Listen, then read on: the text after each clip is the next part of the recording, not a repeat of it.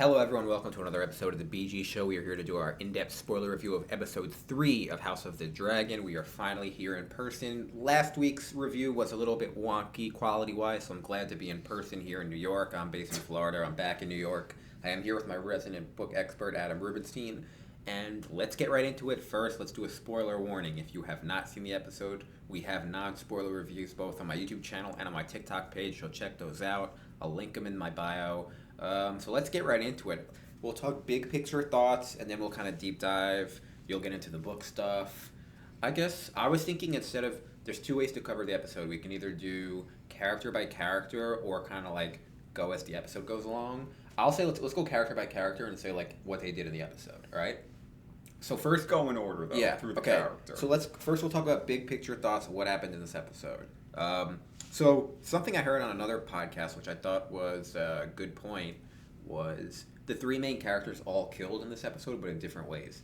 So Viserys had to kill, Rhaenyra had to kill, and Daemon all had to kill, all in different ways, which kind of show their personalities. Viserys was kind of like, he killed, a deer? A stag. He was very hesitant. He did it once, and he had to do it again. He didn't really want to do it. Rhaenyra was pure rage, out of like survival. And then Daemon was kind of skill, was just kind of like, years and years of skill and like badassery. Viserys was also a little drunk, a little bit hungover. Yeah, so I thought that was interesting. The crab feeder is dead, I would say, is the biggest thing. I mean, if you're not a book reader, you already told me he's not a huge deal, but let's say you didn't know anything about this going in. They set it up kind of where he was going to be the big bad of the season, maybe only for not of the whole show, but maybe of season 1. So if you knew nothing, a little bit of a twist that he died. Because now you don't really have a villain. I mean, you have obviously the throne and who, like, the bad guy is going to be who, fucks who over for the throne. But, so let's start. I'll get your reaction. I guess, so I want to hear two things. I want to hear, how you're enjoying the show, and then comparisons to the book. So, Crab Feeder, do you think he was handled well or not handled well? In the books, you got to understand, he's only in, like, a paragraph or two. Yeah. So, like, the overall event of the Stepstones, it is a big deal in Daemon's personal life. In the events of the overall story, it's not that big. And I think the show and the way they did it specifically, and they already did it in episode 3 to get this guy out of the way, I think they just did it to set up Daemon as he's a badass. Mm-hmm. And the way how the episode started and the way how it ended, I think everybody who had a little bit of hesitancy towards liking Daemon or thinking like, all right, is he really the real deal? He definitely proved it because, he got beat by Cole. But, he kind of turned his back and everything. But he really came out, destroyed everybody in his fucking path on the dragon with the sword. So that was the biggest... I'll start with the scene. So that's the biggest criticism I've seen around the internet is, he didn't get hit with any arrows. So the biggest example of this in a movie that I've seen is Commando with Arnold Schwarzenegger, where it's pretty much the same scene, only it's all these guys shooting machine guns and they all miss him. So I understand it's a little bit unrealistic, but it's a show with dragons in it. And he did get hit. He got hit at the end. That was the whole point. He got hit at the end. And the first scene, when he first landed, he got hit with a fire arrow too. Yeah, so... Gotta remember, there is also a thing that is always going to be in every story, book, movie, whatever it is, plot armor. Well, this is this is a perfect example, I think, is a new thing where that's a scene you wouldn't even think twice about 10 years ago. And now everyone is I don't want to sound hypocritical, we're critiquing it, we're online, so we're doing what other people do also, but we're still enjoying the show as fans and kind of just talking about it. People obviously the fact that people are talking about how the military, tactics aren't really making sense. I think that wasn't the weak part. The weak part for me of the episode is, he's struggling for 3 years and then just does this plan just because Viserys sends him a note. It's that is a little bit, it's kind of a little bit convenient. I don't have a problem with the arrows, but I do have a problem with, why did they just do this before? You want Daemon's a badass, okay, fine. But you're telling me 3 years you have a dragon, you can't get this guy? It kind of doesn't make sense.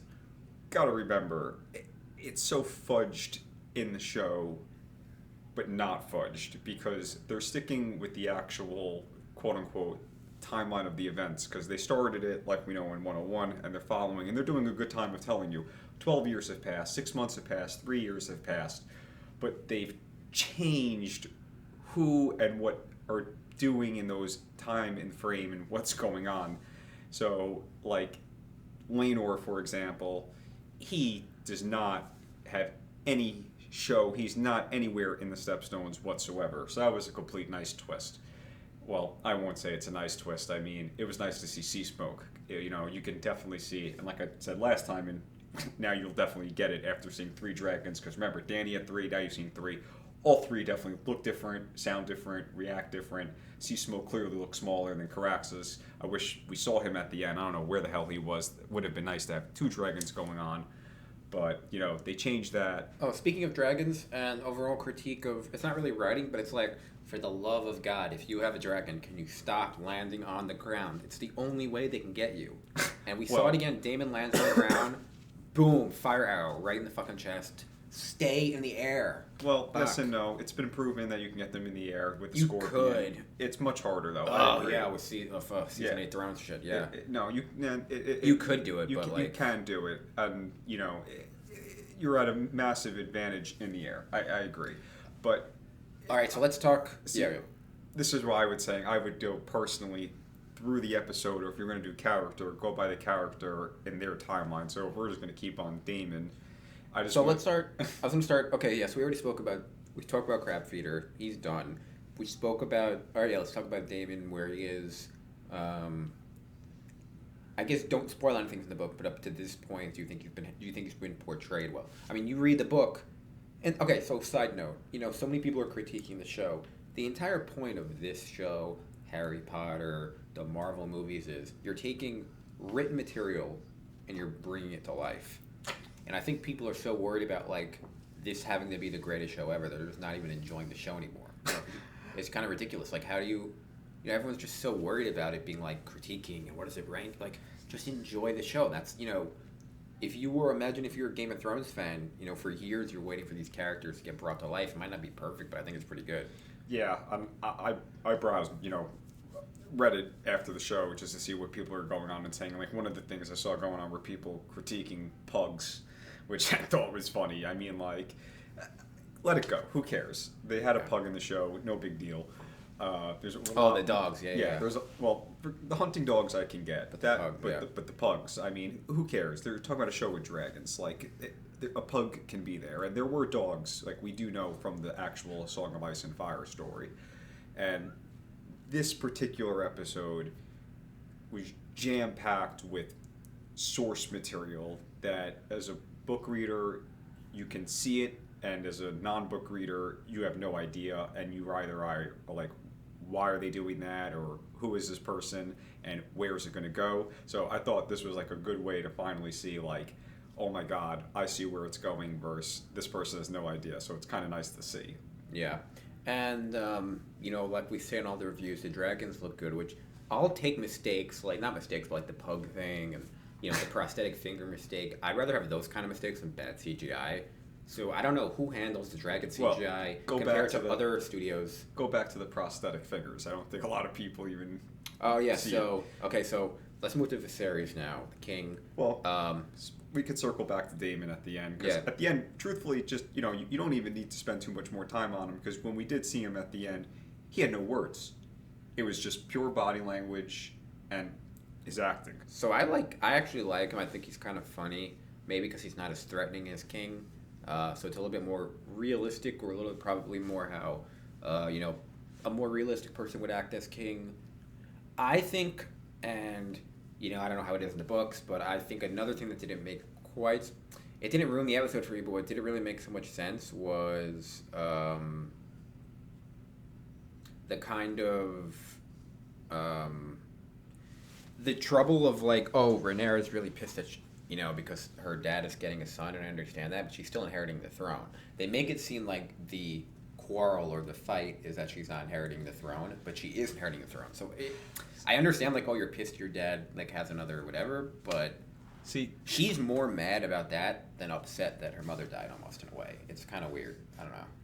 And I can see where you get that. And this is where I think my issue is with the show, and I think only a book reader can truly have this point of view and be right, and they are right, is they are moving so fast that I'm afraid at a certain point when they Hold on. go Keep going. I'm turning off this TV. Sorry, guys. when they go 0 to 100, that people aren't going to have, quote unquote, a feel for who they like best. Are they going to like Daemon best? Are they going to like Rhaenyra best? Are they going to like Otto Hightower best or Alicent best? Or, whomever may be there in the final fighting of it? Or is it going to be, the Grand Maester? Or is it going to be Lionel Strong, who, personally, in my opinion, he's been so far the best one and probably the best counselor we've seen in any of the shows. He's giving good counsel and not for himself, and we saw that. Viserys even said, "Who do you recommend for Rhaenyra?" And he jokingly said, "Your son, Breakbones Harwin, who we saw a little bit of and we'll see more of." And he said, "No, Laenor," as a way to reconcile him and the House of Valerion. Which, back to Daemon, you saw Daemon's armor. Corlys's armor was fucking insane, and they even said in this episode he is the richest guy in this house. And I think it was very interesting to see it, because you and other people, we saw our first Lannister tonight. Yeah. And it was funny because a Lannister was not begging, but asking the king to do something for him, and you saw his quote unquote pride, that Lannister pride, come out. And Viserys didn't so much approve because he didn't really have dragons or really anything to offer. And Well, yeah, I was gonna say. So that's kind of like fun fact on that I just need to get before I forget: the actor playing the Lannister, and mind you, he's playing a twin. Jason, which was the guy who was with Rhaenyra, Yeah. and Tyland, who was with Viserys, is played by, I think his name is Jefferson Hall. So he's playing two characters, technically, one guy. He also played Hugh of the Vale in Game of Thrones. So I think he's the only guy that I know of that's played three characters in A Song of Ice and Fire. So little fun fact. That's cool. Very. Yeah, I mean, the Lannister thing is kind of like I don't know if an Easter egg. That's something that, like, they have some deep cuts, but then they also have something for the casual fans, where if you hear Lannister, you're like, oh, Lannister, okay. That's, like, I would say, even if it isn't a book, that's like a TV watcher kind of Easter egg. That's kind of the connections they're trying to make. Well, there's a lot of connections, and you can see that with what happened, like you mentioned before. Viserys having a kill, Rhaenyra having a kill, Daemon having multiple kills. And I thought the ironic part between all of that was Viserys, quote-unquote, was hunting for the White Hart, the stag. Rhaenyra, I guess, was going with Viserys on that, kind of ran off on her own, which we'll get to. She eventually sees the White Hart. She's the one who gets it, and that's the sign, what Otto is talking about. So it's ironic that she is the sign. She's the one who got it, and she's bloody because of the pig. And Viserys is clean. He's not bloody at all. And Daemon is covered in blood, head to toe, sort of like Jon Snow after beating the shit out of fucking Ramses and all of them. You remember what he looked like after the Battle of the Bastards, like completely like a fucking badass. And I think that's what they really tried to do with Daemon, just establish that do not fuck with this guy. And that's what they did very quickly in 3 episodes. And that's why I'm saying, as a book reader, there's so much that I like so much, but so much that I think for someone who hasn't, you might have trouble, because when we get to that point of who are you going to be like, I like this person significantly more than this person, and I don't know if everybody, depending on how much they want to give, will get to that point that quickly. Right. So yeah, I guess let's just keep talking about the pacing of the show. I think they, to be honest, are going way too fast. It doesn't even matter to me what the books are. I think they should have done at least a full season with the current actors. I think, they're starting to phase people out.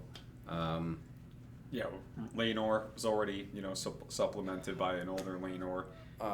And here's spoiler warning, so if you don't want to know the actors that are going to be phased out, because they've kind of been leaked, I guess skip a little bit ahead, but we're going to talk about it in 3, 2, 1. So Viserys is going to get phased out.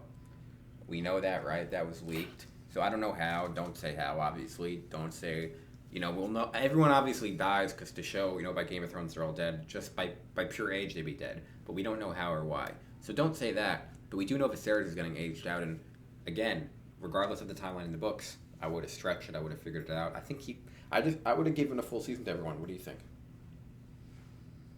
I mean, what's the rush? They need as much content as possible anyway. If it was entirely up to me, and granted I'm on the spot right now, I would have liked them to somehow film it not like the Titanic where it's like a flashback, but sort of in that respect because they're moving so quickly because they're trying to get to the meat, if you will. And I think if they went back and say if they started at X's reign and they had like an old Septon, reading him a story or something, or the child of the king or something like that, I think that would make it flow a little bit better because they can kind of chop it up and they can really take their time. Yeah, and I think a lot of times people confuse something being accurate with something being good. You could copy an entire comic book of any character, Iron Man, Spider-Man, whatever, and make it totally comic book accurate. And it could be totally, it could be terrible because it has to fit on screen. Stuff in text and stuff on screen is different. Very. So this show could be not as book accurate and really good, and it could be really book accurate and kind of shitty, or it could be book accurate and good, Well, I and will not say book this. accurate and bad. So there's 4 options. So I Well, don't think there's like a set. Last night you asked me what would I rate the episode. I said 7.5. Right now I go to a 9. It was a really fucking good episode. I'm just saying, when we get to the part, if they're going to keep at this pace, I just think for the person who doesn't know the source material, if they're only in, I don't know, 8, 9, 10 episodes, and then boom, like you got to go like, oh my god, this or that person. It like when you were doing with Game of Thrones, like you traveled with Starks for a season and a half, 2 seasons, and you got to been like, oh, I can't wait to see this Bran, or I can't wait to see this Arya, or I can't wait to see Jaime. There's not that pace to it, which I understand because I know where they're getting to. So, I like you said, it would be nice for them to slow down, but hell of a fucking episode. Just to finish off with Daemon, not a word. He didn't even need a word. And that's how you know he's here to fucking the real deal. So, like, Matt Smith, like, if anyone had any doubt about him, he fucking killed it. Yeah, and I'm trying to think what else happened. I can go scene by scene. Well, I'm just trying to think of the big stuff. What's more of the big stuff that we can get into? See, that was the funny part about this episode. There was not a lot of big stuff. There was a lot of tiny, extremely important stuff that if you're not paying attention to every 5 seconds, you may have missed. So, forget the Stepstones. They win the battle. I agree. Daemon gets the notice that Viserys is going to send the men and he's going to help, and then kills them. Like, they could have done that better. I agree. But we also really saw for the first time our first quote-unquote power struggle between Alicent and Rhaenyra. And it was very interesting because none of that is recorded in the book. She's in the tree. She's reading her book. She's got her singer on replay playing her favorite song. The queen comes. The singer gets up. Says the pleasantries, your grace, and everything. And basically says to Rhaenyra, "Let's go. We're going to the hunt. You need to be there." And she's like, "No, I don't want to come." And the queen is like, "Well, you gotta." And basically, Rhaenyra says to the singer, "Continue singing." And she's like, Queen's like, "No, like, let's go." Singer left. Like, Rhaenyra lost that battle. So that was our first power struggle to see queen versus princess, because the book's Fire and Blood, before that was published, it was based on short stories called The Princess and the Queen. And I already know with one of the episode titles coming up, you're going to really see one of the quote-unquote other names for it. I'm going to leave out just because I don't want to give that away. And it really, really gives off of what's to come. And you can kind of pick that up on by what the colors are of Rhaenyra and Alicent / the Hightowers. And we saw actually, speaking of the Hightowers, we saw Otto Hightower's older brother, Hobart Hightower. That's who he was speaking. And you can already see they want Aegon to be king. And forget the fact that it's his son, and grandson, excuse me, and I'm sure that obviously is 99% of the reason why he wants it. But he says to Alicent at the very, when they have their talk together, they're like, the realm is just not going to accept a woman. And especially now that the king has a living heir. And Rhaenys told Rhaenyra this the other episode, the realm will not accept, a male heir. And we saw that with Jason Lannister. And he said that to Viserys, basically, "I'm a great match for your daughter. Let me have her. She's going to lose her lost station." And Viserys did not like that. He did not appreciate that. And I Yeah. think for you and for a lot of people that need to understand, House Lannister at this point is not House Lannister that you know it. And they made a point of it in this episode where they said House Valerion is the most powerful, rich house. That is true. So what you think of House Lannister is what you should think of House Valerion. What you think of Tywin is not necessarily what you should think of Corlys, but you should think of that level type of guy. And you saw that with his armor, his battle axe, like a real warrior. Tywin was not that type of warrior. He went to battle, but not like that. And Corlys, he went on 9 famous voyages that personally made his house super, super rich. Tywin inherited, made it grow, established the name, destroyed some enemies along the way. Corlys, a little bit different of a story, which we're seeing, unfold. A lot of Song of Ice and Fire, along with Fire and Blood stuff. For you, 3 episodes in, who do you think your favorite character is? I kind of like Viserys. He's funny. I feel bad for I mean, him. everyone's gonna say Daemon, obviously, but I don't know. Rhaenyra, I don't know. I don't really have a favorite. I don't think the point is to have a favorite. Probably Viserys, to be honest. But I feel bad for Viserys. Also, that wasn't really hunting, too. They capture the stag, and then he goes and... he's just a moron because he's obsessed with having a male heir, and then he kills his wife because he's obsessed with it, and then his daughter's gonna be there anyway. So it's what are you doing? He's such an idiot. See, that's a very common thing in the books, though. Targaryens having dreams and prophecies, whatever they may be. So, and that tends to kill the person. And so, and I'll say, so I guess as we get to the end here, $1 million question is, so if you're watching Game of Thrones, and obviously the stuff with Daenerys in the beginning, do you think that stuff, now that you have some backstory, 3 episodes of her ancestors, do you think that kind of makes those Game of Thrones episodes better, all the stuff with Dany, or do you think it doesn't really impact it or makes it worse right now? No, because they talk about she mentions when the Targaryens were very powerful, blah blah blah. So now that you actually have visuals for it, do you think it will help people who haven't read, just regular people who've watched the shows? I want to say no, because you're only basing it off of 3 television shows with Viserys as king, which I think it's made it better. I think it definitely helps. I guess it does help establish her and what the realm was like when a Targaryen was there, and you've kind of seen that already, that they flock to Viserys, but they don't really include him. They go around themselves, and then they go to Viserys. When Emma was giving birth, the Grand Maester didn't tell Viserys, told Otto first, and then Otto told, that's weird. Wouldn't you tell the father that, hey, your wife is going into labor, not, the father's best friend or, assistant, if you will? So, it's given a nice portrayal. And the reason of that, I think, and this is real deep lore stuff, is, like I said, the Maesters lie. They don't like the Targaryens. They have tried many of time to kill Targaryens in their own ways, and they'll continue to do that. And I think we're going to see that play out here. In this particular episode, we got a lot of it because we saw the Lannisters really not that be on that high pedestal, and they're trying to establish themselves by marrying in. You as a book reader, you wouldn't know this, but when Rhaenyra enters that tent, and all those nice, those are the high court ladies, if you will, and then Larys Strong, Lionel's son, the clubfoot. That's the queen. I think that was Lady Redwine. I think I heard her say. So that Olenna Tyrell's great grandmother. So now we're getting to some Game of Thrones connection. Same thing with Lannister, great. And they talk about Jeannie Swan getting abducted, which I thought was phenomenal adding, because one of my biggest hates of Game of Thrones is when they let Tyrion out of jail, Varys and Jaime. In the books, Varys leaves a coin that is a coin that is representative of Highgarden.